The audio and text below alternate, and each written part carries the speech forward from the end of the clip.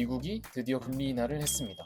그런데 다른 나라들은 어떻게 반응했을까요? 그리고 우리나라는 어떻게 될까요? 안녕하세요, 10억 채zak입니다. 미국이 4년 반 만에 0.5%포인트 금리를 내렸습니다. 이건 진짜 큰 뉴스인데요. 구독 먼저 눌러주시고 함께 알아봅시다. 미국 연준이 금리 인하를 발표하면서 글로벌 금융시장에는 큰 변화가 있었는데요. 여러 나라들마다 반응은 각기 다른 상황입니다. 중국의 경우 미국이 금리를 내리면 중국도 따라 내려야 된다고 생각을 하셨죠. 그런데 중국은 예상 밖으로 금리를 동결했습니다. 그 이유는 뭘까요? 중국은 경기 부양도 중요하지만 위안화 가치 하락과 자본 유출을 걱정하고 있습니다. 한마디로 자국 경제의 불안을 막기 위해 지켜보자라는 전략을 선택한 겁니다.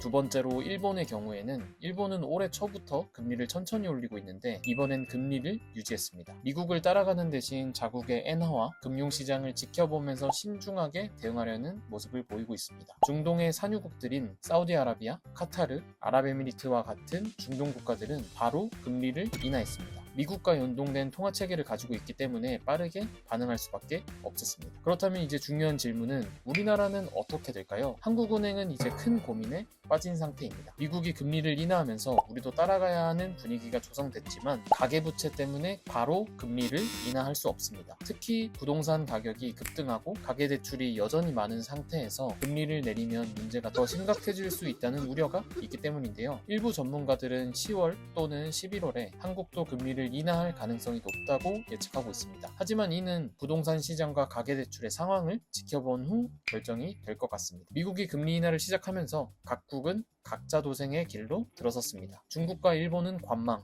중동은 즉각 반응했죠. 한국도 곧 결정의 순간이 다가오고 있는데 가계부채와 부동산 문제가 중요한 변수로 작용할 것 같습니다. 여러분들은 어떻게 생각하시나요? 한국은행이 금리를 내려야 할까요? 아니면 좀 더 지켜봐야 될까요? 댓글로 여러분들의 의견을 남겨주세요. 다음 편이 궁금하시다면 구독과 좋아요 눌러주시고 알림 설정도 부탁드리겠습니다. 영상 봐주셔서 감사합니다. 그럼 안녕.